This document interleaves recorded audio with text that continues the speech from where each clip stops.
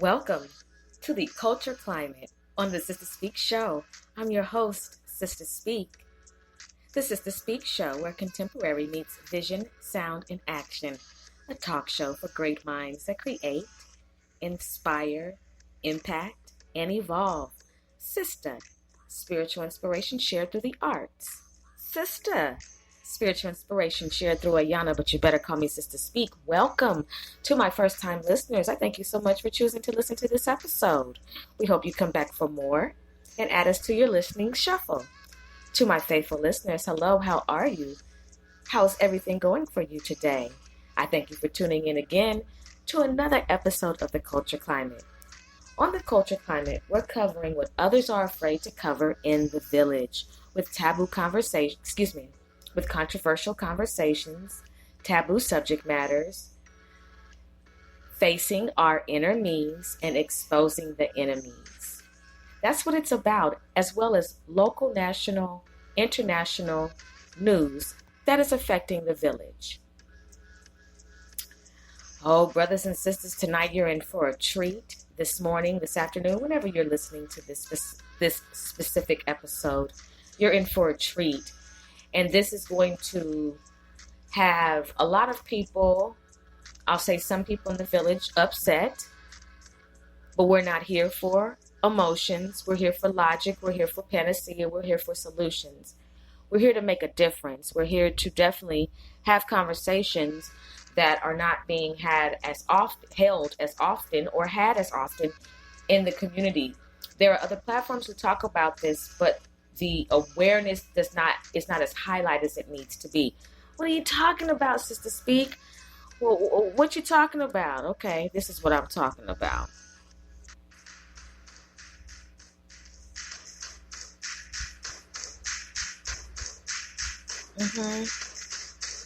Okay, you got it? You hear that? That stepping, that clapping, and that stomping? Okay, cool. Tonight, episode on the Culture Climate.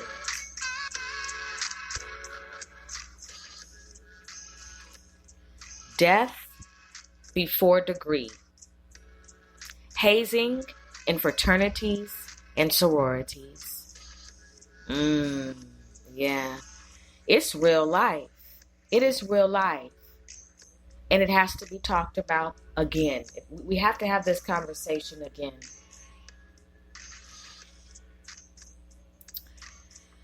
Ooh.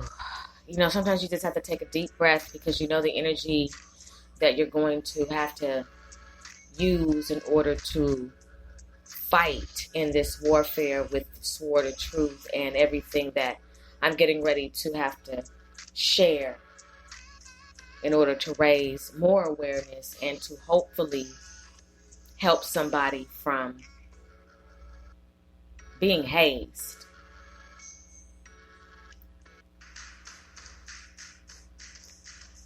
This is a common sound associated with any fraternity or sorority.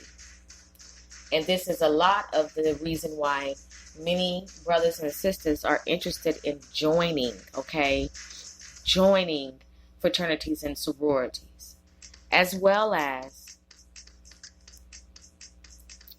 for brotherhood and sisterhood to feel like they belong because their mother or their father or their grandfather, somebody in their family, is a member of the fraternity or sorority. And so they feel an urge or led to keep the family tradition going, and so they decide to pledge. And that's when it takes a left. I can't say it's taken a right because of the news that has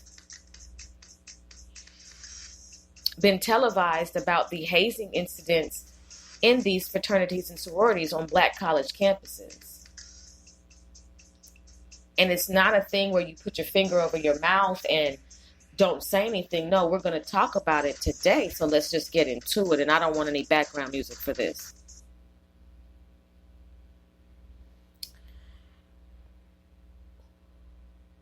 For me to even have to cover this evening it took a while because I've known about it. You've known about it, most of you. And some of you are a part of these fraternities and sororities, and it's this oath not to say anything. Some of you have been initiated. Some of you have gone through rituals. Some of you have been hazed. And there's an oath of silence to not snitch. You know, that whole, you know how the devil pimps you into not saying anything after he beats you up or abuses you or seeks to kill and destroy you. He then tells you don't say anything. You know that cover-up abuse culture that permeates our village. And to be a part of these fraternities and sororities, many of you had no idea that you would encounter what you encountered in order to cross. And some of you, in spite of, did it anyway. And you barely made it out. Some of you have, in fact, experienced wounds, bruising, cuts, and various forms of evidence of a brutal beating in your initiations and rituals to become whatever you're choosing to join. And you are enamored initially by the unity, the brotherhood, the all of what this particular organization stands for, looking at the history and just how it has evolved to be the organization that it is.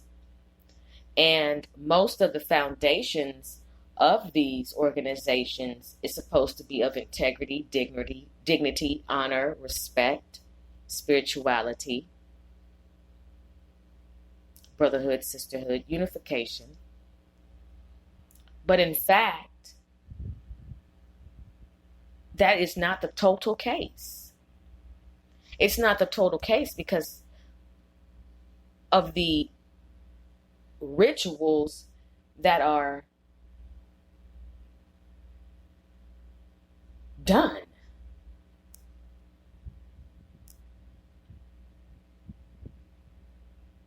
To send your child off to school, you've toured the school, you went to the Black College tour, you got a scholarship, you did everything that you needed to do academic-wise as a scholar in order to get into this prestigious school.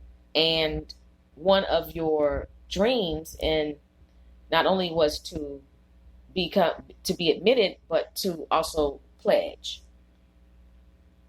You had no idea what you would have to go through in order to pledge. And we're going to pause and say, we do all know that abuse and corporal punishment and demonic rituals are not okay, don't we?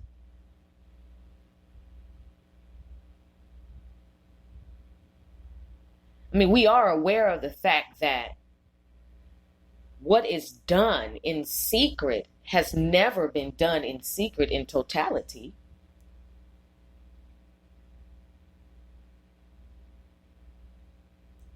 What would make an organization that presents itself one way, then turn around and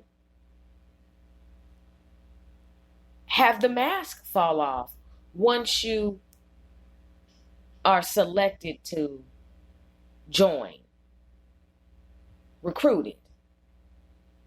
How is it that you were so nice and so, you really made me want to join, and then next thing you know, you're beating me, you're kicking me, you're punching me, you're putting egg on my face, you're dehumanizing me, you're shaming me, you're humiliating me, you're degrading me, degrading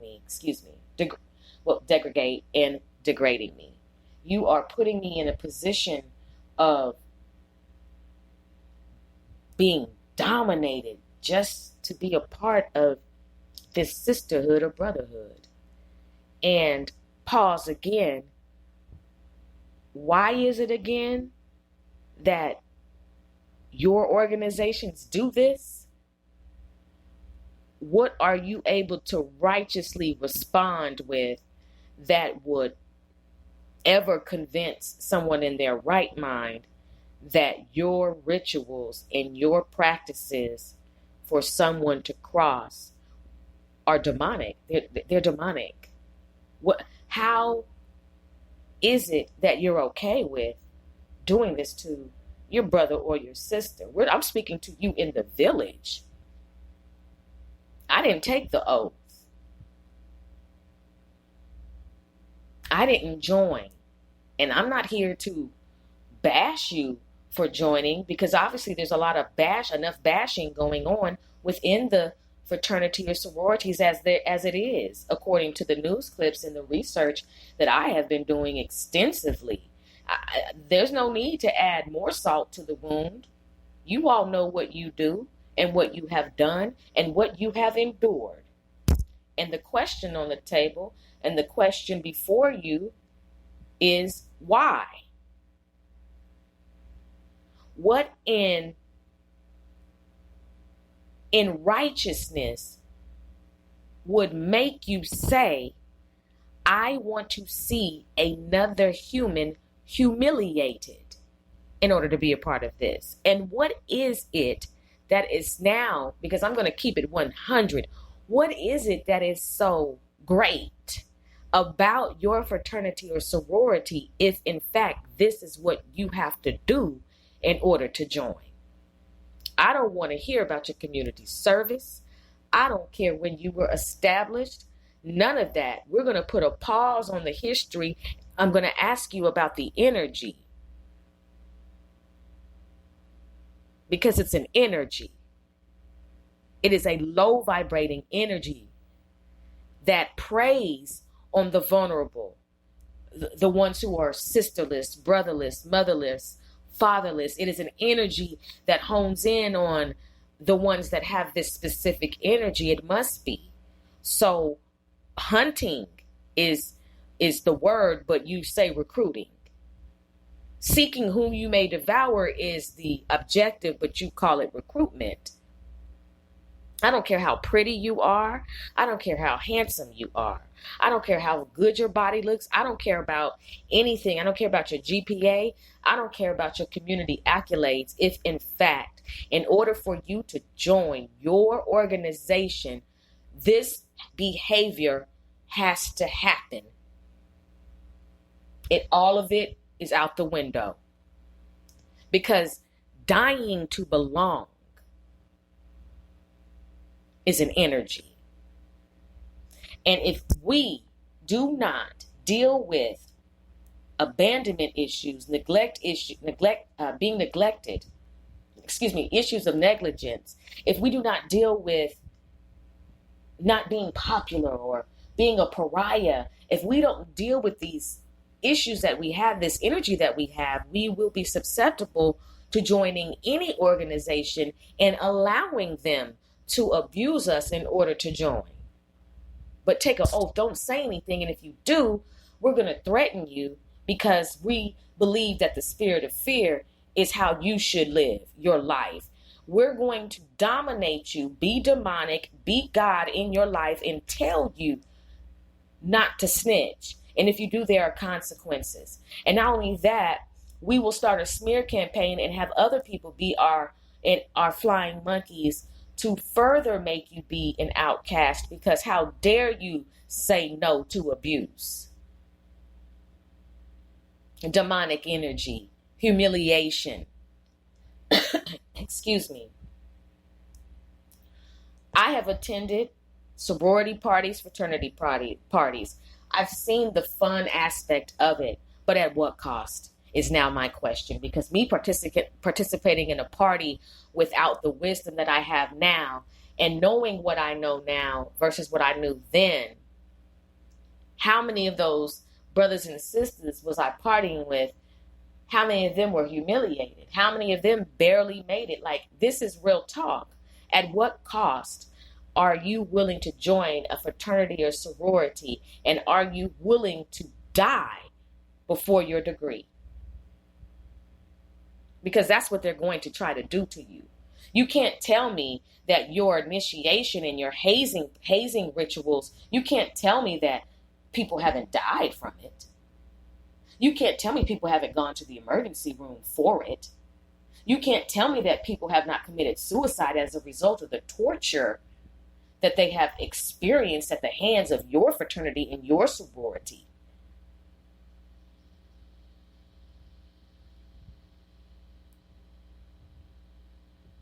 Because nobody wants to birth their child only for their child to go to college and die at the hands of someone who lured them in based on the premise of brotherhood or sisterhood.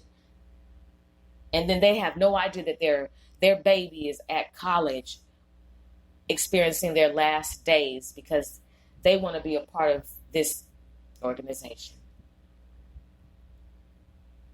It's nothing to be proud about. Put your fist down. Don't make any noises. I don't want to see any dancing, stomping, clapping. I don't want to see y'all doing anything until y'all fix this shit. Rated R for strong content, language, and thoughts. You need to fix this shit. That's the only thing that you can call it, because when you see shit, you know that it's shit and shit stinks. And what y'all have going on through these hazing practices, these rituals, is shit. It's bullshit, and I'm calling it. It's not about, oh, don't disrespect the organization and who she thinks she is. Who do you think you are is the question. And when's the last time you looked up? Who do you think you are? Because you joined. And if you joined at the hands of hazing, and if you were hazed in order to be a part of this organization, and if you are now the one doing the hazing to others,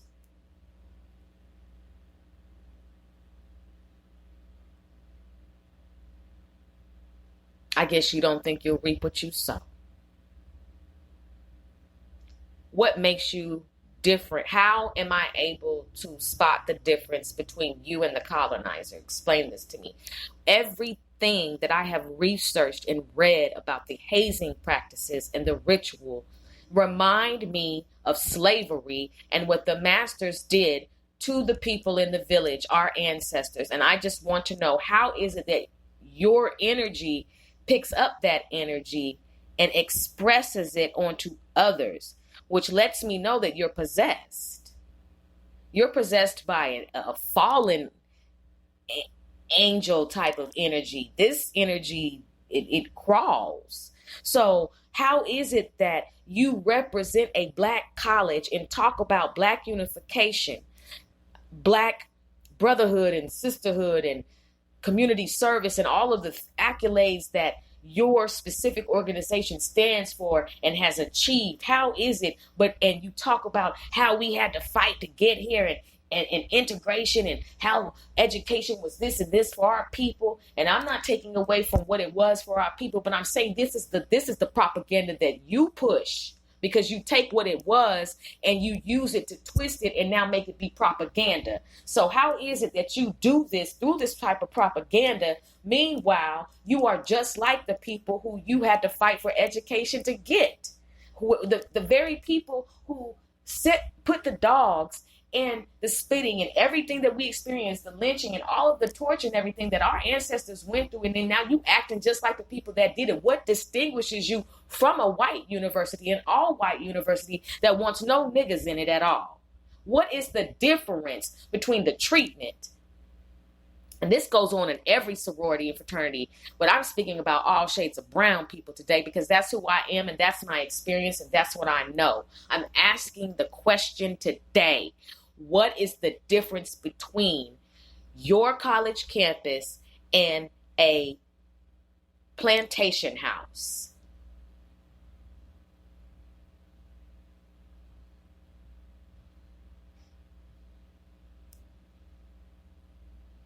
We'll be right back after these commercial breaks. You're in love. You never thought that your wife would put antifreeze in your drink. You never suspected that your new bride would hire a hitman to kill you. Now you're out for a morning jog and someone is following you. The latest episode of the Suspense Files on the Sister Speak Show is available on demand now. Rated R for strong content, language, and thoughts. On this episode, Death Will Part Us, Murder for Money, The Black Widow Bride. On the Suspense Files, we're covering the who, what, when, where, why in urban crime, including crimes of passion, deadly relationships, mysteries, urban cold cases, and more. Before you go and propose, before you order your bride in the mail, listen to this episode of the Suspense Files on the Sister Speak Show, where contemporary meets vision, sound, and action, a talk show for great minds that create, inspire, impact, and evolve. Now all I need is a Superfly blazer and a pair of shorts for my photo shoot. Sis, have you made any progress? Everything has to be fly. I'm a professional stylist for a reason, sis. I found these two pieces from KK Lachey. They're perfect for your photo shoot. Sitting pics now. Oh, these are lit. Book the look, sis. I ordered the outfit already, sis. Your photo shoot is going to be epic. The summer sale at KK Lachey is going on now. With these looks and more in stock, you're guaranteed to find the look that you need, whether it's for a photo shoot or a day or night out. Shop kklachey.com and get ready. The look, the feel, the vibe. kklachey.com. Here, let me pour you some sparkling water because things are heating up on the latest episode of The Culture Climate on the Sister Speak Show, rated R for strong language, content, and thought. Available on demand now. On this episode, Doing the Butt, Natural versus Plastic Surgery, The Obsession to Be a Bad Body Female, BBL Horror Stories, Brazilian Butt Lifts. On The Culture Climate, we're covering what others are afraid to cover in the village, including controversial conversations, taboo subject matters, addressing the inner means, exposing the enemies, plus interviews, audio from video clips, international, national, local news affecting the village. Before you go and book your appointment to get your butt done, sis, we want you to listen to this episode on the Sister Speak Show. Click the link and be wise.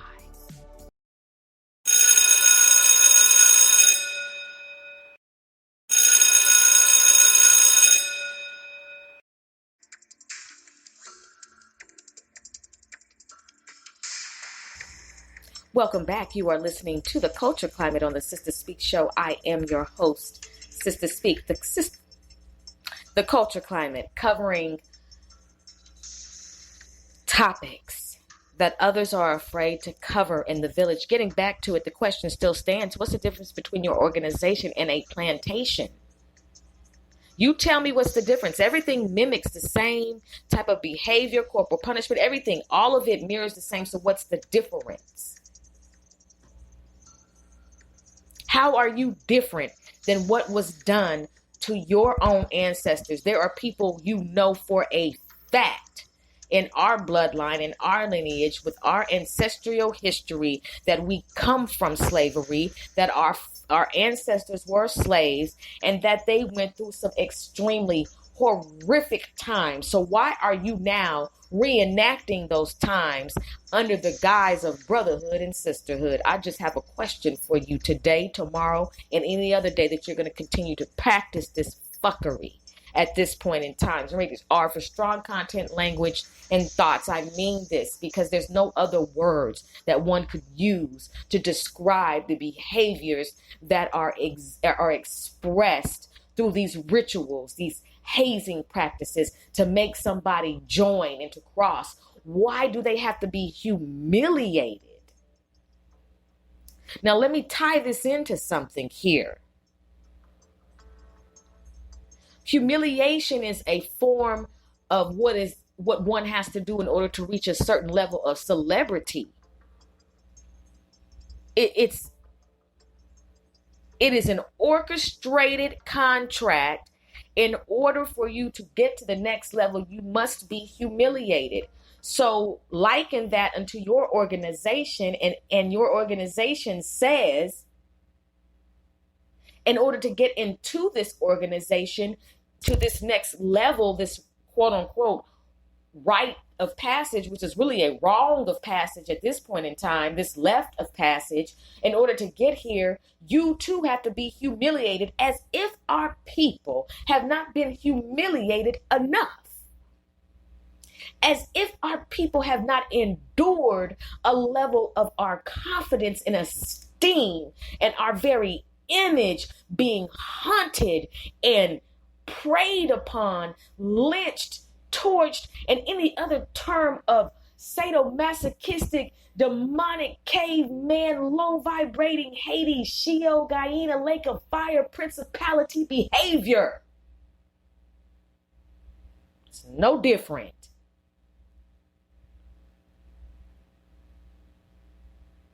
There's no honor in that.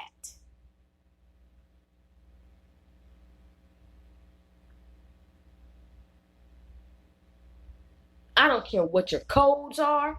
I don't care what your oaths are. If this abuse is taking place in your fraternity and your sorority, I'm here to give you a warning.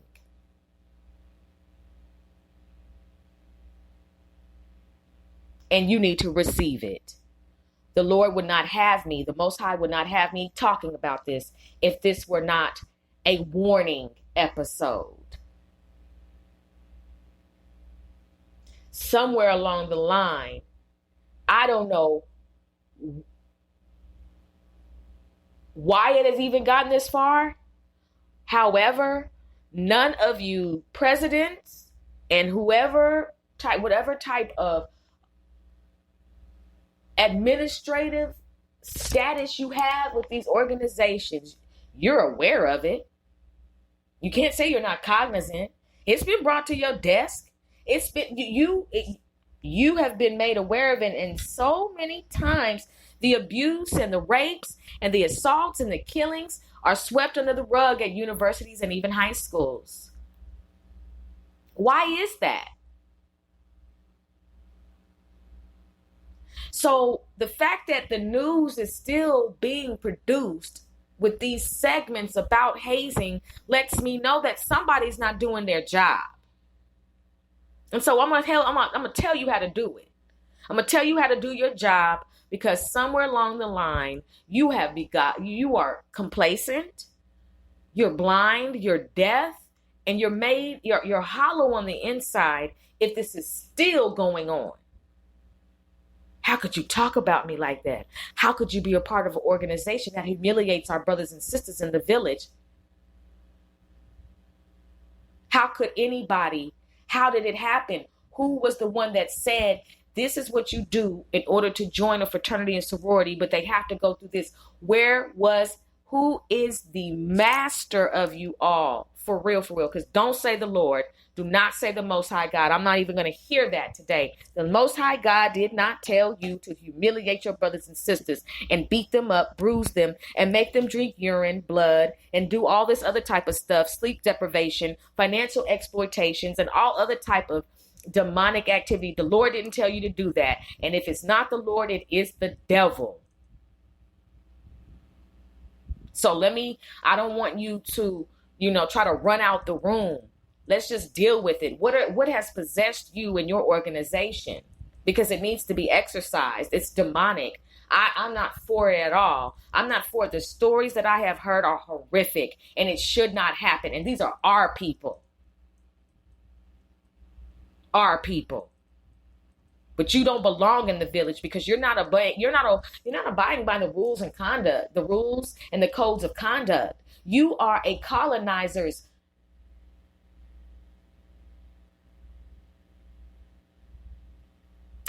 you're a colonizer's wish fulfillment.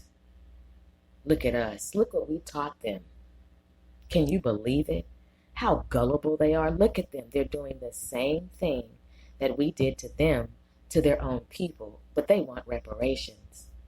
They holler Black Lives Matter, but not inside of their own fraternities and sororities. Oh yeah, I'm saying it today. I don't care how you feel about it, because what you're doing, we have a right to talk about, and we have a right to say it. Look at them. Look how they beat one another. Look at that paddle. Remember that paddle on the Washington plantation, the Jefferson plantation? Remember? Remember we have taken off many testicles with this paddle. We have slapped literally many slaves silly into some form of developmental disability. Yeah, that's what we do. And look how that energy has transferred because there has been no healing. Look how they do each other. But they talk about the injustices, but they now are committing the injustices as well. So who is the true evil one? Who is the one that resonates higher? Who is the one who vibrates higher? Because they're doing just like we do them.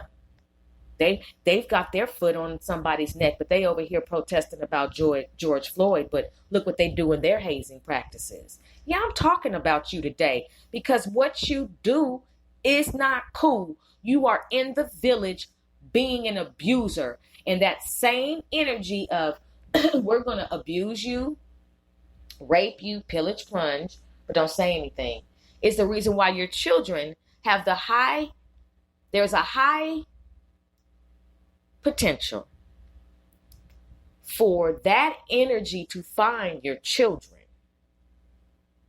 Because sometimes your children will reap your karma and you'll see it. You'll have to live through it. It's biblical. So whatever. We're not doing lily pads today.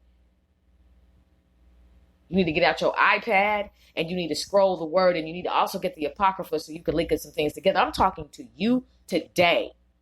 Your children. This is my thing. If your child is abused, are you going to believe them? Because you are participating in an organization that hazes and tells the abused not to say anything. So now when your child is abused, are you going to believe them? Are you going to side with the abuser? Are you going to tell them to go outside and let the wind just, blow it off of them? What are you going to do? What type of energy are you going to project? Because you think that energy can't come around and bite you right up in your family tree? Dying to belong. I want to speak to my brothers and my sisters who feel like you need to join any organization to belong. Because if you are going to join an organization that is going to further take you down the pathway that you're fighting so hard to come up out of, I am bidding you, I am warning you, and I'm telling you that there are sharks in the water. Don't go in the ocean. Don't even walk on the shoreline. Stay away, because the closer you get to shore, the more tempted you may be to walk into the water. And then there are sharks lying in wait, and you can't even see them until it's too late. I'm telling you that what you are looking for is higher than the organization that you want to join. Who you need is the actual source, not a resource, but will give you resources. Who you actually are missing, and what the love and desire and the sense of belonging that your soul is urgently seeking is actually freedom from yourself and the Most High God as your everything. So the less doesn't exist because He is all that you do not have. And that is the safest route. He's not going to humiliate you in order for you to belong. You've been doing enough of that, and just as a sinner in your life, you've had enough of yourself, hopefully. But the depression and wanting to be popular and wanting to show your haters and have all of these type of organizations on your resume to look for you because you are an overachiever, because you have childhood issues of neglect and abandonment. All of this is coming to play as why you're making a choice to join this organization, this fraternity. And I'm telling you that if you enter into some of these fraternities or sororities, you may not come out alive, and you will not get your degree. There will be death before the degree.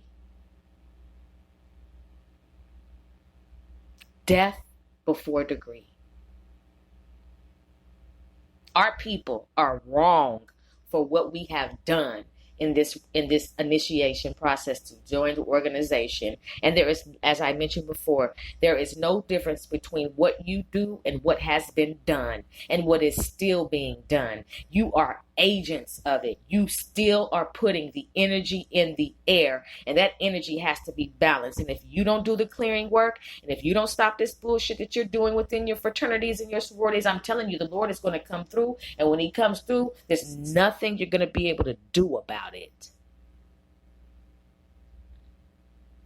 Because at this point, any organization, any fraternity or sorority that has been exposed for doing these heinous crimes should be immediately disbanded, never allowed to unify again, organize again in the entire remaining history of said university. That should be the immediate punishment. No ifs, ands, or buts about it. And I'm calling out all college presidents who know and have covered up scandals within your organization, within your university, in order to keep the illusion of pride, honor, dignity, and integrity of the four ancestors, to project an image that you know is further from the truth. Shame on you. And if you don't do something about it, something will do it for you. You have no more time. This is it. Warning. You need to immediately remove any organization that you know for a fact that has been brought to your desk, that you have had to pay off, or any type of covering up practices that were done. If you know 100% for a fact that there is hazing and abuse, humiliation, and death has occurred on your campus, number one, you need to be removed. And number two, before you remove, the organization that has done these crimes needs to be removed. What are you waiting for? I'm not here to play ring around the rosy with any of you brothers and sisters that vibrate low and are possessed and do this type of stuff. We don't have to like each other. I'm not here for you. I deliver the mail. And you know what rhymes with mail? Oh, well. And I mean that. If you are letting this go on and sweeping it under the rug, you need to lose your position. Because integrity, honor, and safety is what you told these parents when their children were admitted to this university. This is what you spoke of with such articulation, enunciation, and projection. This and pronunciation. This is what you said at the administration. This is what at the orientation, and they believed you. And it was lies. And now you have covered up some scandals, and you think that you still deserve to be college president. It's only a matter of time. You're going to be removed by the ancestors. You're going to be removed by the angels. You're going to be up out of there. I'm telling you now, it's going to come and it's going to hit you swiftly, because you're allowing abuse and you're allowing the slavery mentality and the practices of the slave masters to permeate your university, college. There's no reason why any chapter of any organization should still be operating on any campus that has been exposed for hazing. And if you argue with it, you expose yourself for being a low vibrating principality. And I know what side you're on, and we return to sender. I'm not going to play these games with you, because when you watch TV and when you saw A Different World, the spinoff from the Cosby Show, you watched our people and you saw a harmony and you saw challenges being resolved. You saw Black people in an image that was what it should be. We saw a different world. That is a childhood TV show that resonates with the culture and the renaissance of who we are in the village. And here you are in real life, on real life, Black colleges and universities with committing slavery acts, committing violence that was done to your own people. It is a different world than where you come from. It's supposed to be, here's your chance to make it. If we can focus on our own. If you can dish it, you can take it. Come on. But at this point in time, if you're dishing, hazing, I can't take it. Remove the organizations immediately is the warning. That's the warning today. Do not join these organizations. If in order for you to join, you have to sell your soul to the devil. These practices are very familiar. And I'm just going to say this. You all know what I'm saying when I say these practices are very familiar. They line up with other organizations that do not like the Lord, that are enemies of the Most High God, that are trying to do everything that they can to be God, never will, never can, just, really brainless organizations, but for some reason they feel as if they are a deity. They feel as if God is not real, obviously, because look what they're doing. And look what you're doing. How could you proudly hold up any type of signal, make any type of noise, do any type of line dancing, have any type of function when you know behind closed doors 3 of the recruits were murdered?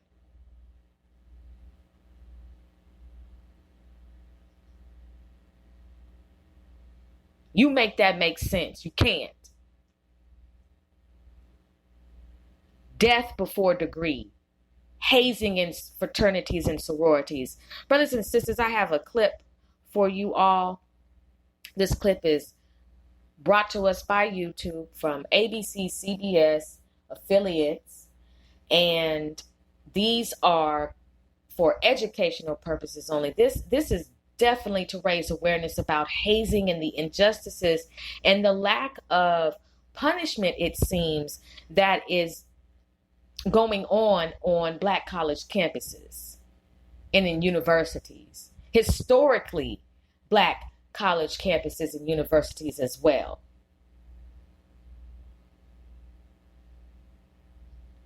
So this is to raise awareness, to provide education, and to hopefully stop these organizations from these hate. All you got to do is just stop. Like, not let it be a part of your ritual. But I don't want to get into this. I don't want to have this conversation until the end. Moving forward, these clips are to raise awareness about hazing in fraternities in universities. It takes a lot of energy when you are in spiritual warfare and you are trying to bring home a message and deliver the mail. I return to sender all negative energy, all demonic energy. I'll see you on the other side of these clips.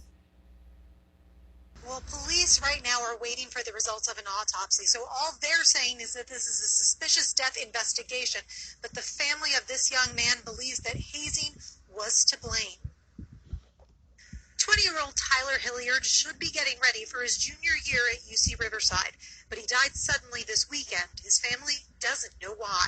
A mother should never have to bury a child like that. I mean, he's only 20. He hasn't even begun to live his life. He had a bright future ahead of him. Tyler was pledging the fraternity Alpha Phi Alpha. Members of that group told the family they were beginning a hike on Mount Rubidoux Saturday night when he collapsed and had to be taken to Riverside Community Hospital. They did a toxicology report, the doctors told me, and there were no findings.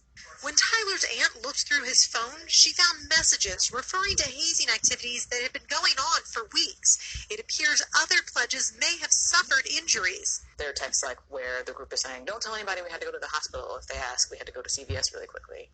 According to Alpha Phi Alpha's national website, the fraternity does not allow pledging or hazing of any kind. Their executive director says, quote, working with the university, the fraternity has launched an investigation into the situation and has placed the chapter on an immediate cease and desist status, suspending all activities. Tyler's family says they want to get to the bottom of what happened so they can make sure this doesn't happen to anyone else. I want answers. I want an apology. I want to know what happened. I want people to be truthful about what happened. I want justice for my son because he did not deserve this. And the family is hoping that when the autopsy comes back, maybe they'll get some of those answers. Now, UC Riverside says they are working with Riverside Police to try to determine the circumstances involving the student's death. In the meantime, they say they will have counselors available for any staff or students that knew him. That's the latest in Phillips Ranch. We'll send it back to you. At Florida A&M University took an unexpected turn today as the authorities were investigating the death of one member of the marching band and the beating of another. They uncovered something else. Anna Werner has been following this story from the start and has the latest. Anna? Scott, CBS News has learned that the fraud is financial and it's associated with A&M officials. The university did not comment tonight on the latest blow to a school with a proud history of achievement and honor. There are now 3 investigations of the university and hazing within the storied Marching 100 band. This week, Tallahassee police charged 3 students in connection with the battery and hazing of freshman clarinet player Bria Hunter. She claims her leg was broken in an initiation ceremony for a band clique called the Red Dog Order. Hunter's lawyer is B.J. Bernstein. This is nothing more than a gang of young people that has a form of initiation, which essentially is a beatdown. The Red Dog Order was formed by Florida A&M marching band members from Atlanta. University alumnus Kofi Hemingway played for the Marching 100 and stays in close contact with current and former band members. How does a group that started as a sort of a hometown club, essentially, wind up conducting such apparently violent hazing rituals? Unfortunately, it's kind of like that book, Lord of the Flies, where you have young people, young minds, that a lot of times are unmonitored and unsupervised. Students have told CBS News they believe 26-year-old drum major Robert Champion died after a Red Dogs hazing ritual called Crossing Bus C. But along the way, what happens? They're punching you. They're beating you. All the way to the back of the bus. All the way to the back of the bus. And do you think this is what happened to Robert Champion? Do I think if he was on bus C and that's where they found him, yes. Now, police are still investigating Robert Champion's death and have not said what the exact cause is. Scott? Anna, there was another development today in Georgia. The DeKalb County School District there in Atlanta decided to suspend band activities at 24 high schools. What can you tell us about that? Scott, officials suspended band performances for what they call inappropriate physical activity, but there are few details available right now. However, there are lots of connections between DeKalb County high schools and Florida A&M University. Bria Hunter and Robert Champion both graduated from the same DeKalb County high school. Anna, thank you very much. A Pitt student is speaking out for the first time tonight about a sorority hazing incident that she says put her daughter in therapy. Julie Grant reported on the allegations when they first surfaced last month, and tonight she has more details. It's absolutely heartbreaking. It's been a brutal month for Sue Levy-Giles' 20-year-old daughter, Alexandria. The pre-med major from Philadelphia says that she was hazed while pledging Alpha Kappa Alpha sorority at... She cannot go to class alone. She is unable to be by herself. The attack allegedly happened on February 21st and 23rd, but Alexandria didn't say anything until days later when her mother noticed a nasty bruise. She broke down, started sobbing. Levy-Giles says her daughter told her she and 11 other pledges were forced into a car and driven to a home in Penn Hills where they were beaten with paddles in a dark basement. She had been kicked, pushed, punched, slapped. She had been forced to ingest rotten food. Alexandria even broke a tooth. Penn Hills Police Chief Howard Burton told me his officers are investigating. These young girls, they probably weren't aware of what was going on or what was right, what was wrong. I think Mom got them together and explained that, hey, that's not right. After the alleged incident came to light, officials here at the University of Pittsburgh suspended Alpha Kappa Alpha sorority. The sorority's national organization then issued a statement saying that they were appalled at the incident and have zero tolerance for hazing. Levy Giles, who is also a member of the sorority, says it's worse because her daughter wanted to be part of the group since she was a little girl. As a mom, I'm sorry, but I wish I could have protected her. But I entrusted her to the university. I entrusted her to my sorority. Julie Grant, KTKA TV News. Western University student is suing a sorority she blames for her daughter's suicide. 19-year-old Jordan Hankins died in January of 2017. The lawsuit against Alpha Kappa Alpha alleges that hazing caused her severe anxiety and depression, which led Jordan to take her own life. Now her parents are opening up to CBS this morning in their only television interview. Jerika Duncan is outside the sorority's headquarters in Chicago. Jerika, good morning. Good morning. As a result, Alpha Kappa Alpha was suspended from Northwestern's campus in 2017. In a statement to CBS this morning, they say they were deeply saddened by the death of Jordan Hankins, but still the parents of Hankins believe the sorority, made up of nearly 300,000 members nationwide, should be held responsible for their daughter's death. She had a smile that would brighten up a room. If you were feeling low or feeling down, Jordan just had this way of making you forget. From a young age, Jordan Hankins had a passion for helping others and a gift when it came to playing sports.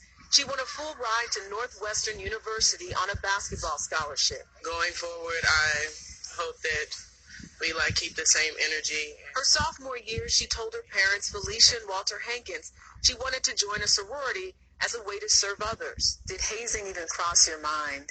When she first told me that she had an interest, I think most importantly, my concerns were that they were genuine in their mission. We know her as Revelation. Hankins' mom remembers watching the ceremony in which her daughter became an official member of Alpha Kappa Alpha. What was going through your mind as you're watching her? Pride, a sense of pride, a sense of relief. Because the process was over. But just 7 weeks later, the 19-year-old took her own life in her dorm room. I couldn't reach her. So that was my concern. So then I just started trying to call continuously. No answer. And so, ultimately, she was found the next day. Even if you are part of a sorority or a fraternity, it could happen to your family. It could happen. And it did. A lawsuit against the sorority and 9 members alleges that during post-initiation pledging, Jordan was subjected to physical abuse, including paddling, financial exploitation, sleep deprivation, and other forms of hazing intended to humiliate and demean her. The court documents say the hazing was triggering her PTSD, causing severe anxiety and depression, and that she was having suicidal thoughts. According to the lawsuit, she expressed that to her sorority sisters. It's unclear what her PTSD stemmed from. Brandon Vaughn is the family's attorney. You believe that if the sorority hadn't hazed, Jordan Hankins would still be alive today? That is what's alleged in the lawsuit, yes. She sounded the alarm that the initiation practices that they were subjecting her to were causing harm, and they didn't do anything about it. She told sorority members, I'm feeling suicidal. Did she ever express that to any family or friends? I'm not going to comment on that. It is a dirty secret in America that the problem is pervasive and extensive in sorority life, just as it is in fraternity life. Tom Klein represents the family of Timothy Piazza, the Penn State sophomore who died in 2017 after a hazing ritual involving heavy drinking. The unique challenge in the case, of course, for a lawyer is linking the suicide to the actual hazing, but it does not take a quantum leap of imagination to understand that a young person who is deprived, is subjected to physical hazing, turns on herself. So this is 8th grade. 2 years after their daughter's death, Felicia and Walter Hankins say it's the happy memories with Jordan that keep them strong and fighting for change. It's important that I speak out, whether it was the first day after she passed away or today, so that hopefully someone else won't suffer the same fate. Alpha Kappa Alpha says it has a zero-tolerance policy when it comes to hazing. A spokesperson also tells us that it consistently educates its members about the dangers of hazing and the repercussions, including suspension and expulsions. Now, the organization declined to comment any further on the matter, citing the sensitive nature of Jordan Hankins' death. So many disturbing details there. A kindergarten teacher and a city employee have both been charged with beating another man who was pledging a Brooklyn grad chapter of the Omega Psi Phi fraternity, officials said on Friday. Steve Liverpool, 47, and Keston Frank, 34, who head the Alpha Epsilon chapter of the KES, have been charged with assault and hazing in connection with the brutal December 7 attack on Tory Gates, 45, who had hoped to join the organization. Gates was struck on his body, chest, back, buttocks and testicles between 150-200 times, by hand and with a fraternity paddle, leaving him hospitalized, authorities charged in the complaint. The attack during an initiation ceremony landed Gates in Mount Sinai Hospital for swelling, substantial pain and bruising, the complaint, which was obtained by the New York Post, said. He was later diagnosed with rhabdomyolysis, a condition where muscle breaks down and releases a protein into the blood that can damage the kidneys, as well as an inability to urinate following the attack. The organization, which was founded in 1911 at Washington, D.C.'s historically black college of Howard University, has a history of hazing allegations.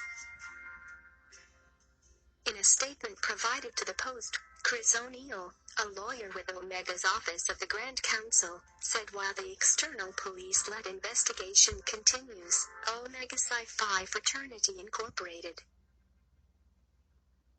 continues to cooperate with the authorities. If true, this situation is outrageous, uncalled for and inconsistent with the founding principles and purpose of our beloved fraternity. Omega Psi Phi Fraternity Incorporated does not condone hazing or brutality in membership selection.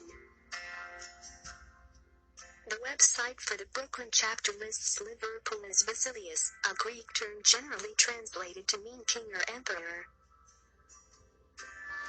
Liverpool, who teaches kindergarten in the Bronx, has been reassigned to a position where he doesn't oversee children, City Department of Education officials said.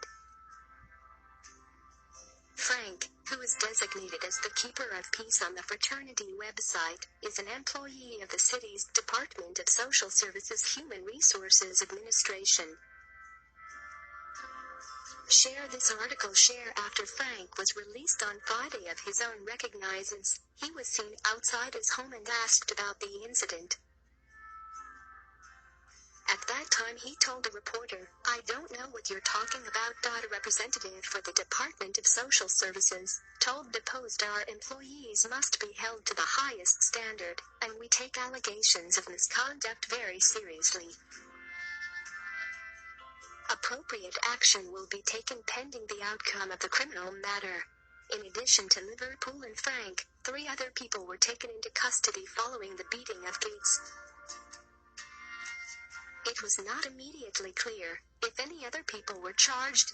Neither Frank or the victim, Gates, could immediately be reached for comment.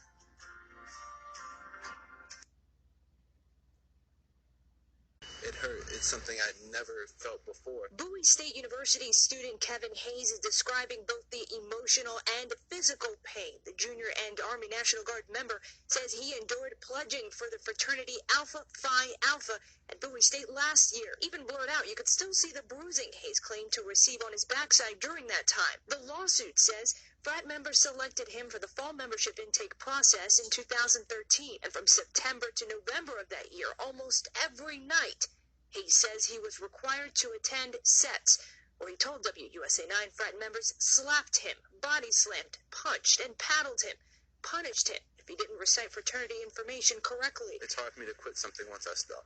The lawsuit claims a frat leader saw photos of the alleged abuse and attitudes changed, but after Hayes' mother met with advisors, that's when he says things got worse. You can say, you're a snitch. Oh, you're always talking. Oh, we're never going to accept you. We're going to blackball you. They're beginning to ostracize me.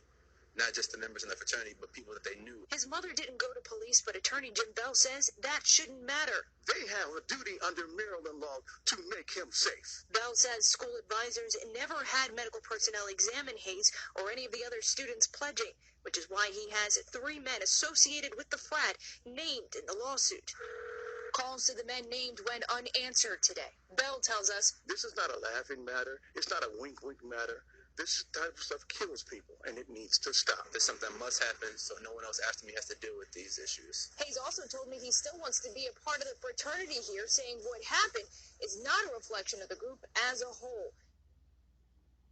Charged in the hazing death of FAMU drum major Robert Champion Jr. The trio claimed they had nothing to do with the bus beating that happened in a hotel parking lot right after the 2011 Florida Classic football game. West 2's Greg Fox is live at the Orange County Courthouse. And Greg, some powerful testimony today. I think it's fair to say that any parent reading about, listening, or watching the testimony in court today would find it hard not to think about the potential risk to their own children at any grade level in athletics, clubs, organizations that might have similar rituals or hazing-type activities. And today, some of the witnesses inside talked about that deadly night. The bus with C on the door, that's the bus we're going to be talking about. Yeah. Bus C, for jury members in this trial, the scene of the killing of FAMU drum major Robert Champion in November 2011. The bus was parked in the Rosen Plaza parking lot. You take your hands and you strike an individual on their body with your hands. Former drum major Keon Hollis said he and Champion were both hazed by being beaten as they fought to crawl up the center aisle. I couldn't tell you it was in me because, I spend most of the time with my face down. At the time, it's like a lot going on. So, of course, I'm not looking up to, look at, see who's hitting me. I'm just, trying to do my best to finish. As soon as I got off the bus, I just fell down and started puking in the parking lot. I was out of it. My body was pretty weak and everything. That's pretty much what I remember. Later, Hollis learned Champion was hospitalized and died from the beating. On trial are former bandmates Benjamin McNamee, who claims he pretended to hit Champion, Darrell Cornell, who says he tried to help Champion, and Aaron Golson, who says he wasn't even on the bus. The testimony again challenges the courage of Champion's parents to relive their son's final moments, but outside court they told me their message, that hazing can kill, and it gives them the strength to warn parents to help protect their kids. Not on my watch. And as long as I have breath in my body, this is what my war is. And we'll have more sound from the Champions coming up at 5. Also, more testimony from today as it continues right now. And I'll have a breakdown at 5 of the various hazing rituals that were talked about in court today and what they meant for students who were being beaten. Live in Orange County, Greg Fox, West 2 News.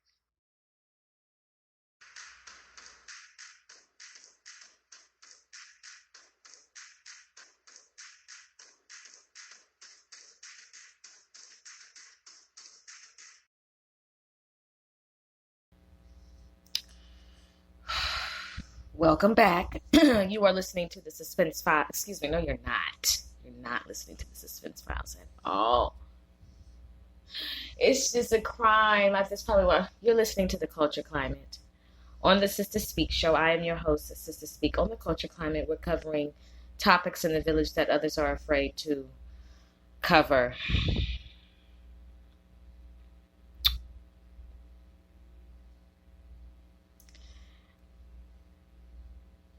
There's just some things that stick out to me. And I want every human, every brother and sister in a fraternity and sorority that knows that you went through this same type of stuff, that's listening, number one, you made it out. but the fact that you went through that to be a part of an organization, it was in vain. To hear a news segment say her son's final moments ought to resonate.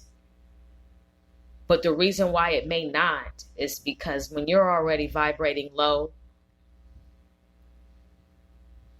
and you are already okay and have participated in these type of behaviors, you're not an empath. You're very apathetic. You're apathetic about what you do because it's still going on. And to hear the mother say, not on my watch, somebody wasn't on their watch.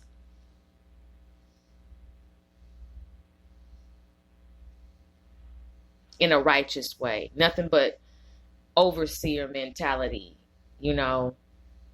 literally acting just like slave masters, literally exacting the type of abuse that was done to our ancestors. And it's very disrespectful to our lineage, to our culture, to our melanin, to our tribes,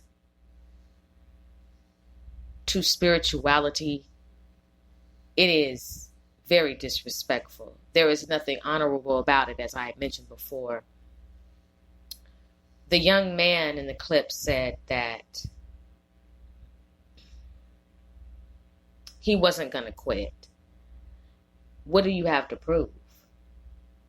That's the question on the table today to everybody. What do you have to prove?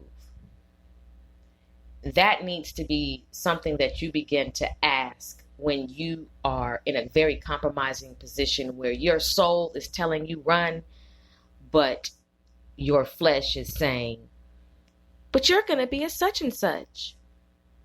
You're going to be a part of prestigious organization, and you're going to be this and that. So what's a little urine down your throat?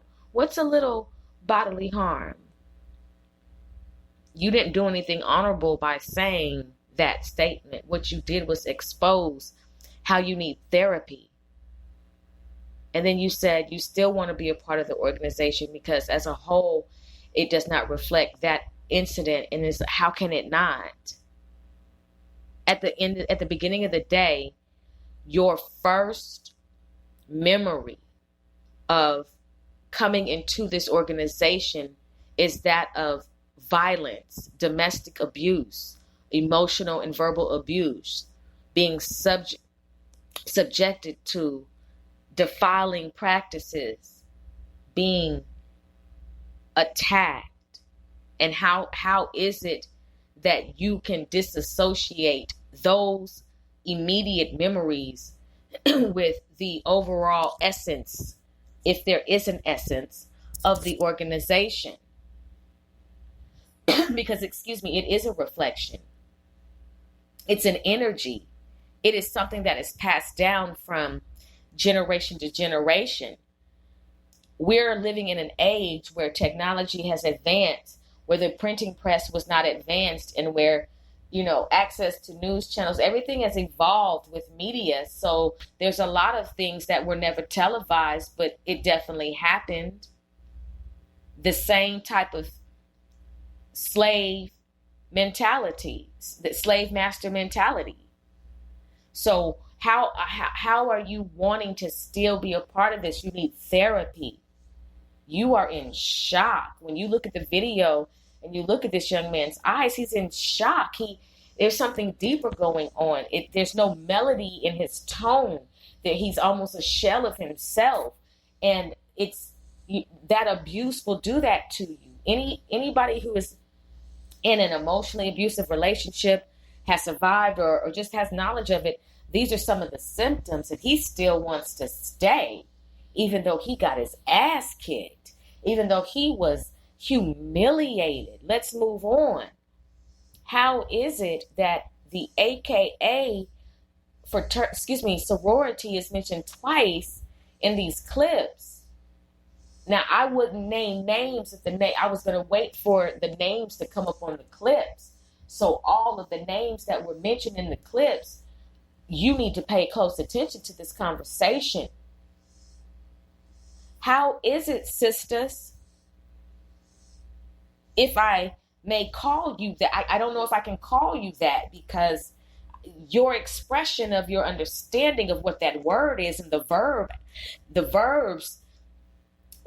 part of it, I'm not seeing. What I'm seeing and what I just listened to, and the listening audience, you being a part of it, what we just heard was a sister committed suicide after being subjected to a hazing practice ritual through your chapter at a college. What's up?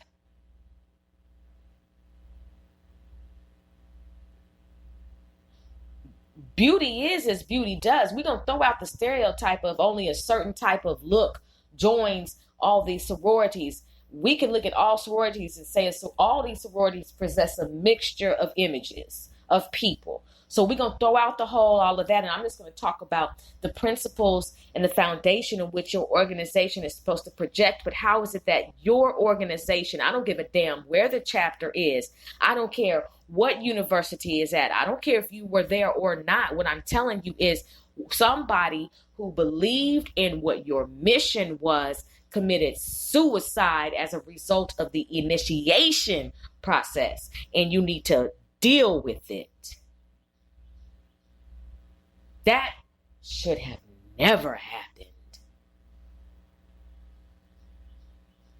How sick and twisted are the members of that chapter of your organization? And are you doing mental health checks on people who come into your organization? Or are you just like these women who did this to this sister to where she committed suicide? The blood is on everybody's hands. It's on your feet. It's everywhere until this is eradicated. This is not supposed to happen in the village. She was supposed to live in the village, and you promoted an energy that said she would, and she didn't. Why?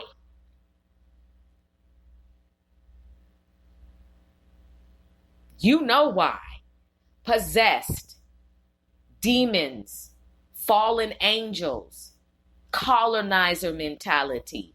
Tell me how it is not associated with it. It's not separate from. That's just not one incident of.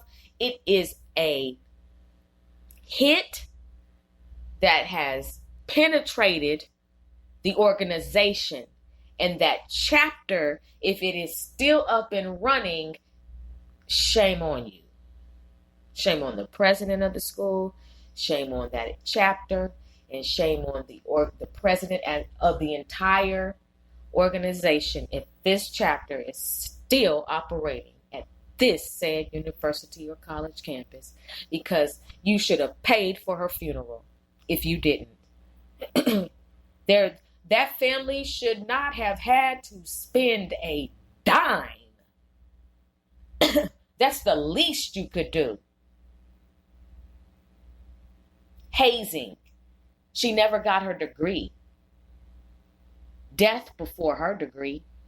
Explain it. Make it make sense. Tell me, how is that honorable? Tell me, how is that the village way? Tell me, how is that, yeah, let's put our fist in the air. Tell me, how is that Black Lives Matter? And I don't even like to put that propaganda out there, but I know a lot of you all were wearing these masks, but you participate in hazing. You make it make sense. Your knees are on your own brothers and sisters' necks, but you over here talk about Derek Chauvin. You tell me how you're different than Derek Chauvin.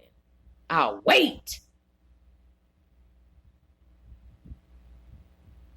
Rated R for strong content, language, and thoughts. I'm passionate about this. It doesn't make sense. People want to belong. There are people who want to feel brotherhood and sisterhood. And these people are trusting you, and they're coming to your organizations, and you have rituals like witches, like voodoo. Like there's nothing glorious. There's nothing righteous about these acts. So you tell me how you make it be that. How? You can't. Tell me what has happened to the original person who said, we're going to do rituals. What happened to you, brother? What happened to you, sister? Like, what was your childhood like that makes you like to see other people in pain? At your little bit of power that you have, you tell me, what is it? What did you see growing up? What is in your bloodline that makes you be so satanic in nature and in expression? Tell me that what would make someone come up with an idea that we're going to sit on a fucking bus and we, strong language, content, and thought, grow up, that we're going to sit on a bus and we are going to have you crawl through, if you can make it, to the back of the bus, and we're going to punch and abuse you all the way to the back of the bus, just like they did our own people when they were bus boycotting the abuse that they were experiencing from the white people. How the fuck are you different than the oppressor? Seriously, I'm not playing today with anybody. How are you different than the ones who did it to our people on the bus? How? That's the same energy. That's the same energy. So you are possessed by an entity, and it is wicked, and it hunts the children of the Most High God. You're a predator. What would make you think that that would work? That is something that you as a human should do? Brutalizing your own freaking brother on a bus? What has gotten into you, brothers? Do you know the name of the demon? Because it is one. There is one. You are insane. That is a mental illness. What has gotten into you, brothers?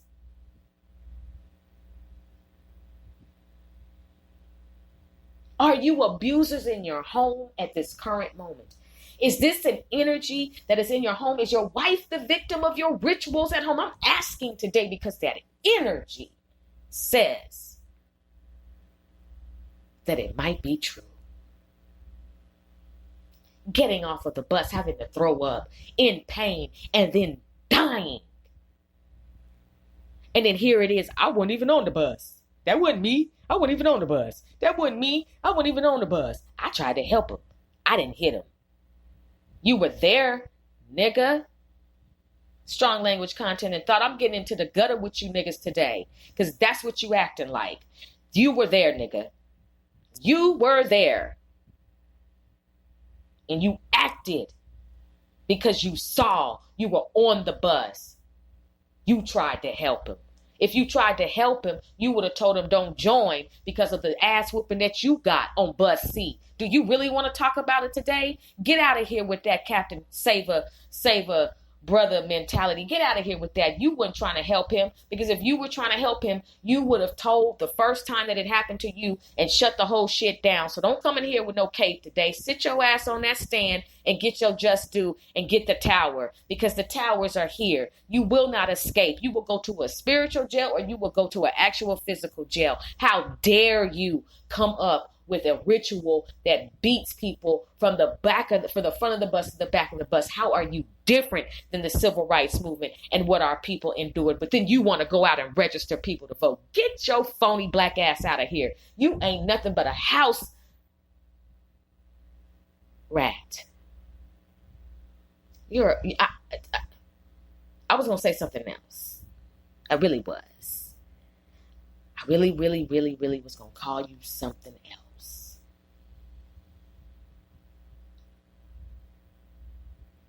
I was going to call you something else.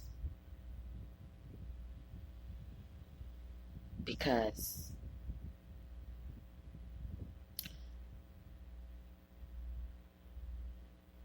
it doesn't make sense. There's nothing that you could ever tell me or anybody who knows that this is wrong. There's nothing that you could ever say that would justify why it even exists and how you even came up with it. You need therapy. You need help. Excuse me. It's nothing honorable.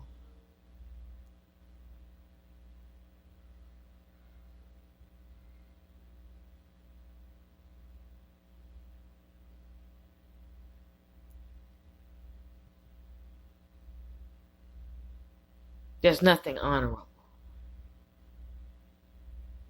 about pledging to your organization, because your organization has a hidden agenda. And if it didn't, this would not be an episode.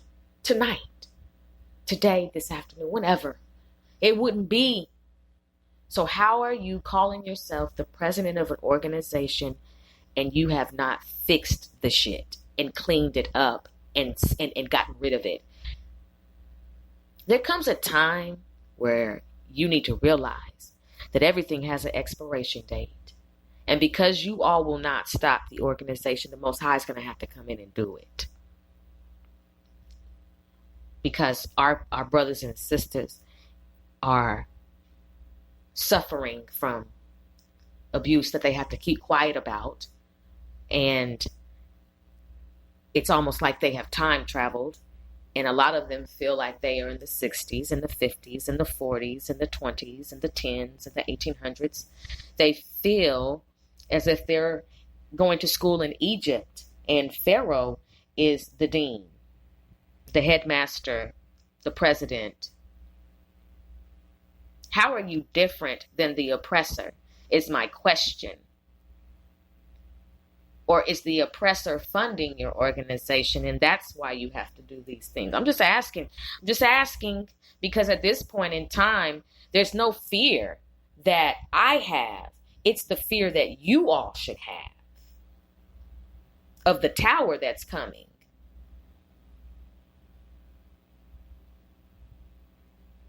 You use fear, and God hasn't given us a spirit of fear. So, because the Lord hasn't given us the spirit of fear, who has then? That's who you work for. That's who you are really pledging to. You're not pledging to anything honorable if I have to be abused to get there. F that.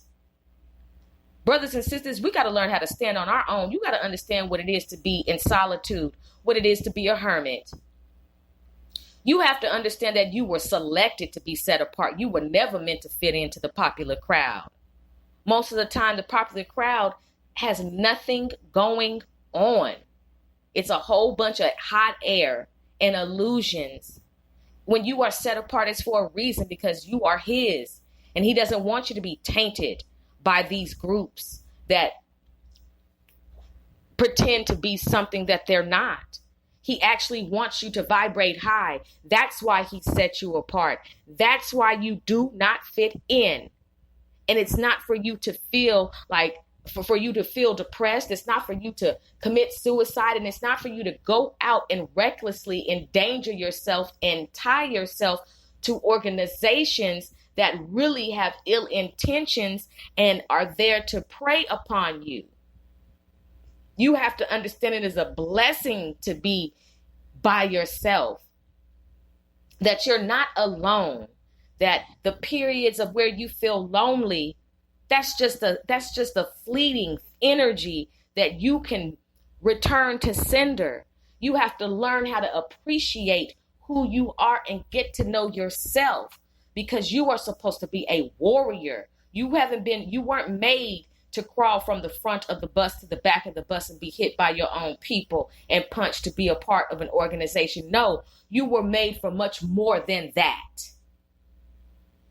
And you have assignments that you need to do, that if you were in the crowd, you would never accomplish them. That's why there was a wall put up between popularity and what you thought it was. It's popular to be Maimed, not lame. So it's very popular to be maimed in front of the Lord versus lame, where the world would have you to be opposite. And I'm telling you what I know. He has you shredded for a reason. He has you hidden for a reason. Sister, brother, whoever you are right now, in a moment where you feel like you do not belong, you are a part of the 12 tribes of Israel. A chosen generation. You are a part of a royal priesthood. What are you looking for? How much more do you need to hear that you are a part of a royal priesthood? And that is higher than being a part of any sorority or fraternity.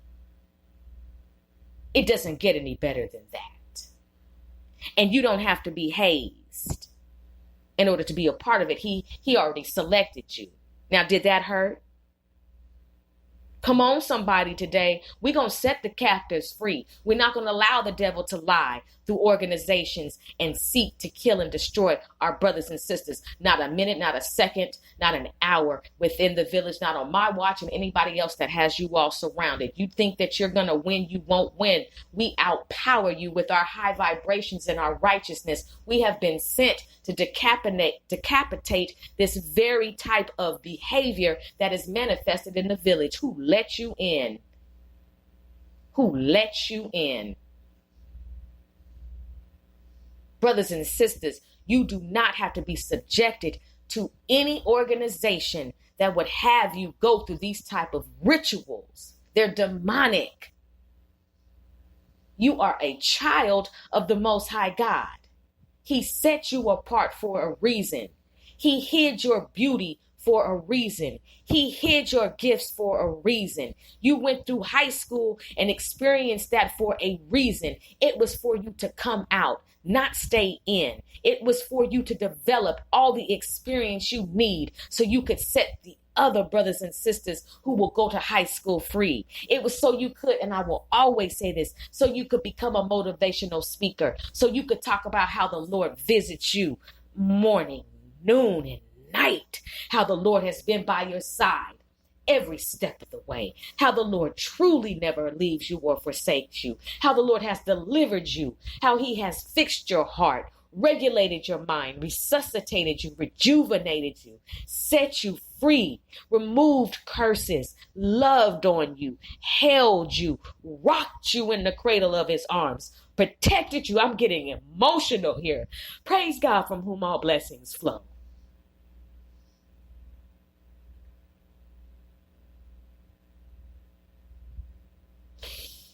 How he sets you free, how he is all you truly need. I know because he did it for me. I am the pariah. I am the outcast. I am the one who did not fit in. I am the one who did not belong. I am the one who he put on reserve. I am the one who he hid. I am the one who he allowed to experience some trials and tribulations only to make me stronger, only so I could get on this microphone and give you the power and plant the seeds that you need so you don't have to be subjected to the dark one and his children and organizations that project one thing, but they really give off a different energy of something else. The Lord is great, and he is greatly to be praised. That's why at the end of all of my episodes, I say that he is my fortress and my deliverer. I speak these things because it is true. And when you allow him to come in and you stop running from him, when he really chooses you, you gain this passion for him because all of what he has done for you and does for you, and how you wanted to be a part of something else. But the Lord said, no, I want you to be a part of me. What I have going on. I have assignments for you. I'm going to set you. I'm going to do miracles for you.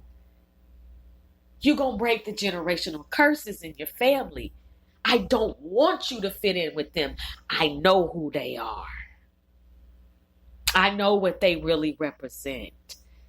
They lie and they say, Lord, Lord, but they actually practice demonic rituals, which I smoke and I smite and I eradicate and I slaughter these energies. They haven't read my word, because if they had, they wouldn't even have these organizations to begin with.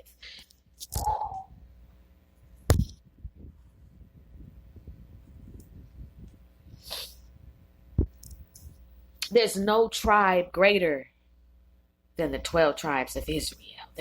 There's no organization greater. There's no organization greater. Yes, the useless points of sin and all, and trials and tribulations, and this and that. But you understand what I'm saying today. You will never be able to make it make sense. The abuse and the suicide and the murders that have occurred in the village at the hand of your organizations that promote Black power. What type of Black power?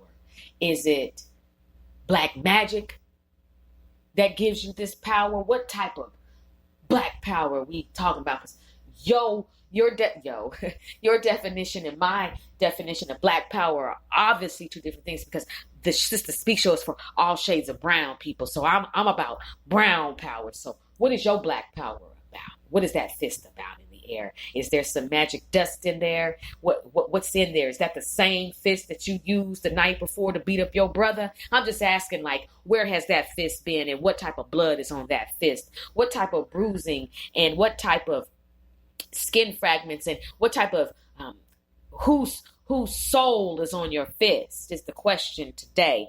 I'm asking you, because don't throw up that fist at me if that's the same damn fist that you used in a ritual to haze your brother or your sister. You could put your bloody fist down.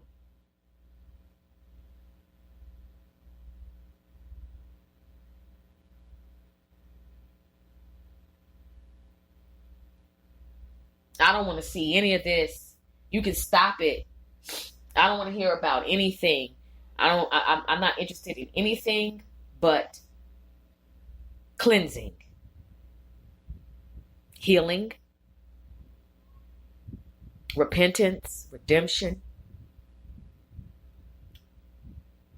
walking away from, dismantling, existing no more. That's what I'm about. Anything, when I say existing no more, I'm talking about these entities, these principalities. Hades, Sheol, Gehenna, the lake of fire, 4 levels of hell.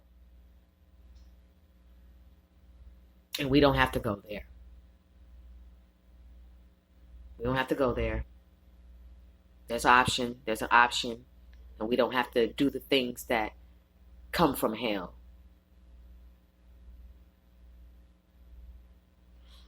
Some of you in the village serve more than one master, and you know you do, and you're confused, and we know who the author of confusion is.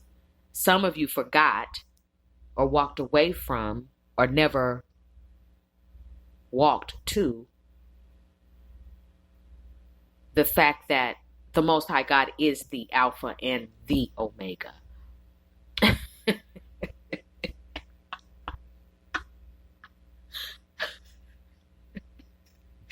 Praise your name, Lord. You are the true Alpha and Omega.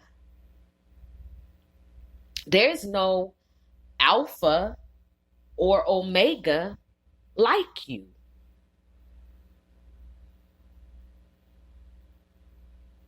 You are the only. And I know that you don't do well with imposters, Lord. So at the beginning of the day, we're going to talk about being a part of an organization. Let's not. And let's talk about how we're a part of the 12 tribes of Israel, and that our leader is the Alpha and the Omega. So what more do you need? What more do you need, brother and sister? Our people are always choosing more than one God. Our people are into too much shit, and the organizations that you're in go against the Most High God.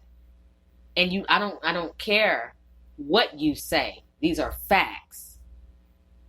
Because look at what your organization does to the Most High God's children. And you think he thinks that's okay? It's not. So hazing in sororities and fraternities, the death before the degree is a problem for the Most High God. He is asking and trying to, and not even asking. Let me bring this on back. I'm asking.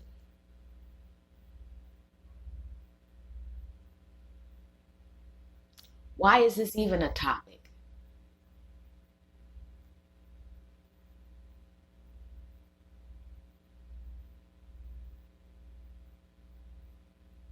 Why are some students not going to get their degree? Why will there be death before they get their degree? And how can you stop it? What can you do swiftly to make sure that no brother or sister from here on out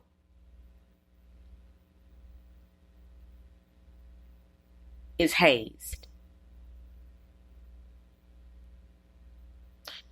It's hard to do because, well, it's so hard to do because as the president of this organization, I am not able to control all the chapters that exist in the country. So I am limited in my power.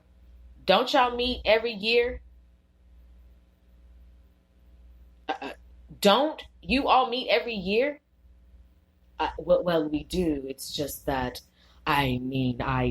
so you meet every year and you guys come to a convention center and you have over 20,000 of these women a part of the organization, and you mean to tell me you can't spread the word and bring down the gavel and create change and tell them to go back and say, hey, no, we got to cut this shit out. We can't do it because it's real in the field.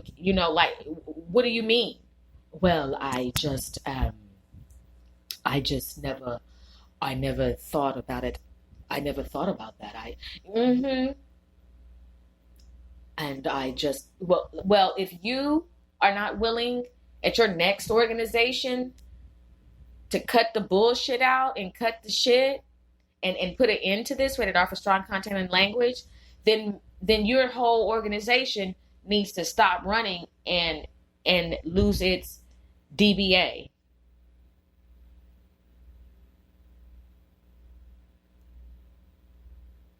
Shout out to Mayhem Clothing. Excuse me, shout out to my HM Clothing, to Michael Breckenridge, for the powwow that we had when we were, he put me up on some game about a DBA.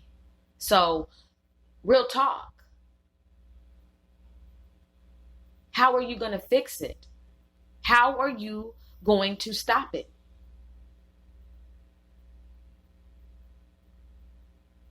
Brother and sister, I'm telling you right now, we're already in it. We're already where you're trying to be, where you think that you're supposed to be. We're already that. You need therapy. You need to heal. You need to fix your childhood trauma so you can rise above wanting to be a part of an organization, getting your ass kicked, and still want to be a part of the organization. Something is off with that. You need to rise above. And the only way you're going to rise above and vibrate high is if you do the work. You need therapy. You need to get in it quick. And you need to walk away. If you went through a ritual, if you were hazed to join the organization, and you know that you experienced the very things that were discussed on these clips, I don't know what to say to you. And if you now participate in the very thing that you went through in order to join, I don't know what to say to you. But that is a crime. Assault is a crime. Well, they consenting to it because... Why they're consenting to it? The fact that it exists. Let's talk about who gave birth to the it. Because that's the demon I want to be rebuked. It shouldn't even exist for anybody to even consent to. Get to the root of it. This isn't the show for you. We don't play these games. We vibrate high. I told you to get your scuba gear a long time ago that we were going to be deep today. Deep underwater. I'm not attracted. This really takes away from the entire energy of what the black man was projecting himself to the world. When I look at photos and hear certain things, and I know not all, but too many. And at this point, there's no point anymore. Like, it's just a wrap. Like, it's literally just a wrap.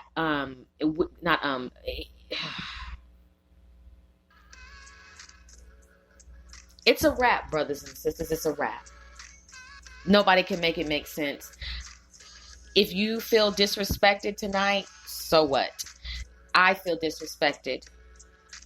And so are the parents who have to bury their children. So are the parents who have to admit their children to a black college, university, only to have to bury their child as a sophomore. Okay? So I'm disrespected that a sister committed suicide because your organization has rituals that make people have to do shit that is just ridiculous, that humiliates them in order to come in. That's the same freaking energy that the devil has. So we're not going to listen to you. If you're disrespected because your evil is being exposed, you can kick rocks. You can literally kick rocks. I don't care, and neither does any other warrior who has you surrounded in the village that will no longer stand for anybody being abused under the guise of brotherhood and sisterhood. Where they do that at? Obviously at your campus. So I don't care if you're disrespected. I'm talking about if this is the shit I have to do in order to be a part of your club, your organization, I'm out. Which is why I never, ever joined. I never wanted to be a part of it. I don't need it. And I don't want to be a part of it because I'm aware of energy. And that is clearly, after listening to the clips tonight, and excuse me for bumping the microphone, clearly after listening to these clips, you understand why. I knew not to join. Yes, there was a time where it could have been easy for me to get caught up. But the Lord came in right on time, and he took advantage. He not took advantage. He came in and fixed everything. And so where I thought I was lacking, I wasn't. He filled in the gaps and became that brother, sister, mother, father that I needed. He came in and did these things for me, and is still doing these gracious, kind acts of miracles. He's still expressing them and projecting them to me. He's giving them to me. And he is a true father. He's the best father that a child in the tribe of Israel could ever have. And he's not a deadbeat. So he is able to literally come in and give you a power that you can only get when you're in solidarity, in solitude. He loves the ones who get put in the pit. He loves the ones who don't fit in high school. He turns those into the powerhouses in the world. So before you get caught up in the stomps and the claps and the whole, the line dancing at the parties and the whole glitz and glams, do your research, and you need to find out if this is what goes on at an organization. If you just have to go ahead and join, if after listening to all this, you aren't convinced that that's not the route, but if you're going to go that route, you need to do your fraternity facts and you need to do your sorority facts on them to check it out. You need to find out if they have the get out look in their eyes. Well, shit, get out. Don't even get in. Because in order to, if I have to tell you to get out, that means you're already in. Don't get in. Look at their eyes. Feel the vibe. Are they super sweet? Are they hella nice? That's how they bait you in, and the next thing you know, they're throwing piles of defecation and making you do all kind of disrespectful shit just to be a part of their organization. That's an energy. That's a principality. That comes from the plantation. So once again, in closing, what's the difference between your university or campus and a plantation? Why are you doing hazing and rituals? Why are your hazing and rituals demonic? Why are you all so abusive? Where did you get that from in the home? What's in your diet? All this plays a part. Are you developmentally disabled and slip through the cracks? How much video games do you play, and specifically GTA and any other type of game where you are exposed to the energy of violence? Are you obsessed with horror movies? I'm asking you questions about why you're vibrating so low. What is it, bruh? What is it, sis, that makes you be an abusive, satanic being? And do you go to church? Because that's where they be hiding at. I figured that. I'm asking. Hey, cover up. That's why so many of these organizations that were exposed, that's why y'all do all this community service work. That's the biggest beard ever. That's a cover up for the bullshit that goes on underground, underneath the college campus. Tonight, we'll be in Hades, meeting. Next week, we'll be meeting in Sheol. The week after that, we'll be meeting in Kina.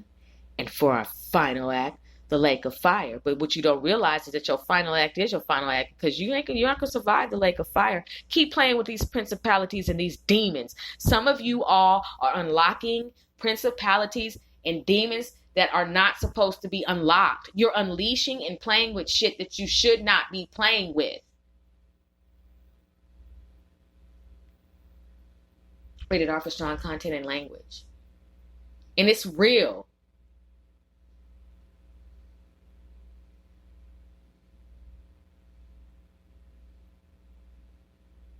If you're going to be what you say you are, and if the mission and the foundation is that, and if your chapter is honorable and in the form of no hazing and no rituals, thank you for not doing that. Yet and still, I do want to ask you, have you met the Alpha and the Omega? And how many masters are in your life?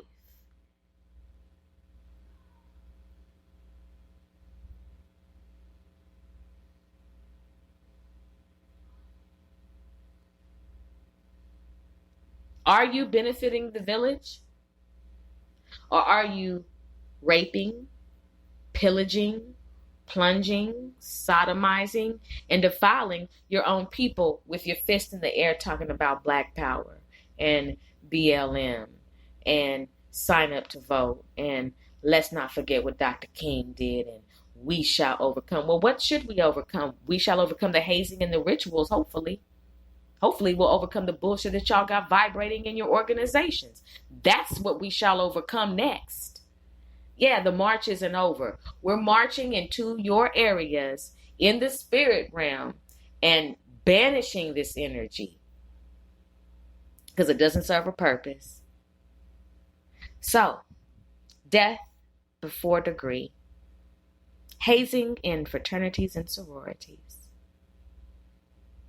I thank you all for being a wonderful listening audience. I know that this was one that hit home and good.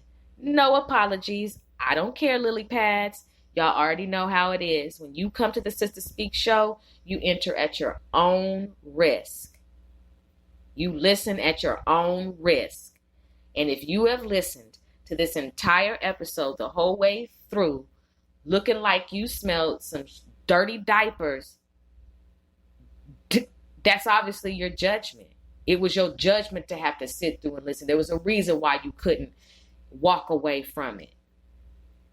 And don't get mad at the mailman. Don't turn your lights on and you won't have an energy bill. How about that?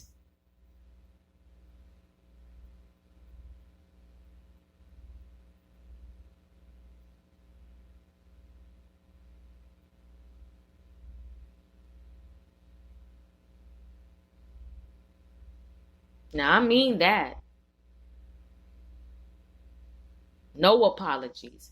This podcast, this talk show promotes wisdom. We vibrate high. We have no fear. We're not a punk. We're not a sucker. And you cannot super rule God's protection over the show and my assignment. Don't do the crime and I won't spend the time having to record this type of episode. Fix your shit and then I won't have to talk about your shit.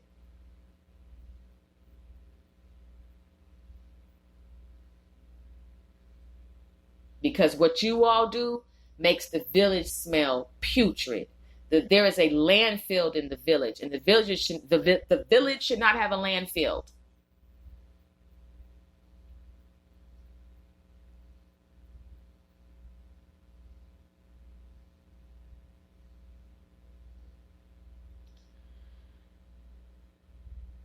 Death before degree, hazing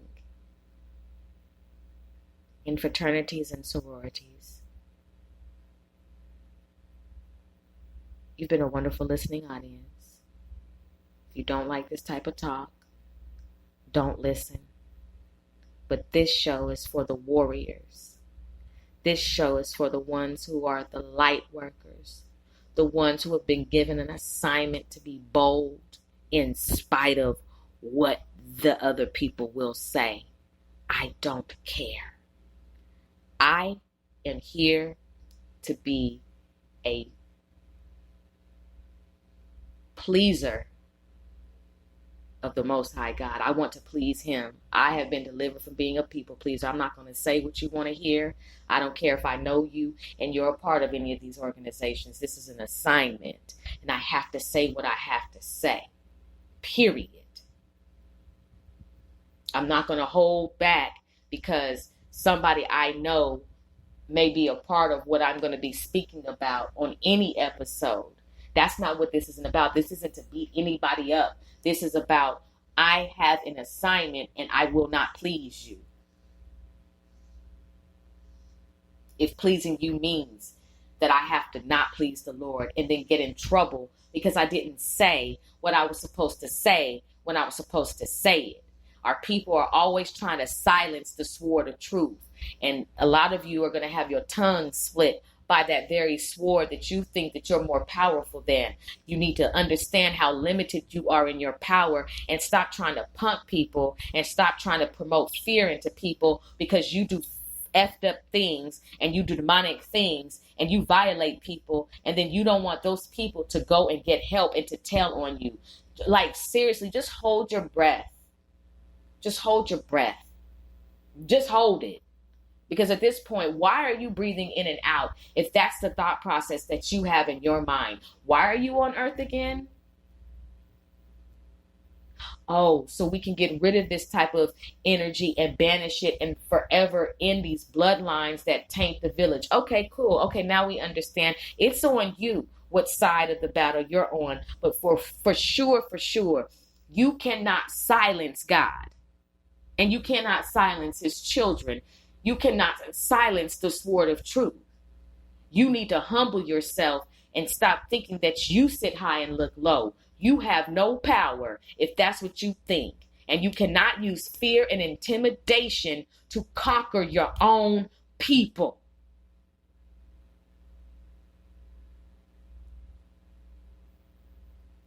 And then be the same ones running around the church on Sunday, carrying on, falling out, screaming, all kind of babble coming out your mouth because you say you can speak in tongues, but there's no interpreter, and you all speak in the same type of tongues, and I have not yet heard one interpretation of what you're saying at all. So what is it that you're really babbling? I'm going to always say that, and if you're offended, I am too, because I don't appreciate you pretending like you speak in tongues when you really don't. Where's the interpreter? Moving forward, here you are playing the role in church, and the whole while you are a witch, and you are a part of an organization that literally brutalizes your own people in order for them to join. But you want to lift your hands up high on Sunday, put up the Black Power fist on Monday, be a part of an organization on Wednesday, but Friday and Saturday, you are in the gutter in front of a cauldron on some BS. Fake, phony, fraud, worker of iniquity, evildoer. It's the realest talk ever. You hide in the church, and you are a part of organizations that are associated with demonic entities. Get it through your head. You're trying to have status when you were given status. Look at your melanin. Is that not status enough? Oh, goodness. Thank you. You know what? Check this out. You don't need to die to belong. You don't need to fit in. Towers are coming for those of you who practice these type of rituals, period, point blank. You're going to get what you put out, and it's going to be 10 times worse than what you put out. There's a day coming for you, and it's an expiration date, and the exposure will continue to happen, and you will not get any rest. You will experience the same torture in your dreams, okay? You will not get any type of freedom, any type of tranquility, any type of harmony. You will always continue to be tortured by the very demons that you project through your organization and onto people. The very rituals that you practice will be your final resting place in the spirit realm. It's going to get you either spiritually and or physically. But you ask yourself this question: how much longer do I think I can get away with hazing in my fraternity and sorority? You've been a wonderful listening audience. Thank you so much.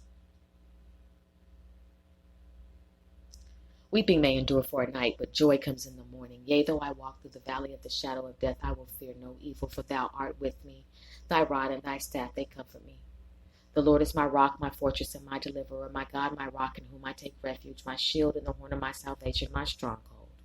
If God be for me, who can be against me?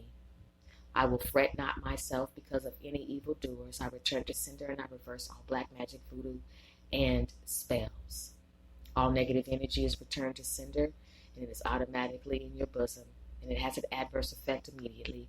I'm divinely protected, and so are my listeners. They are divinely protected. If you hear any type of wind going on my microphone, as you all know, and I have said before, that I am recording and I'm keeping my equipment cool in a second location. So thank you for being a wonderful listening audience, and be encouraged.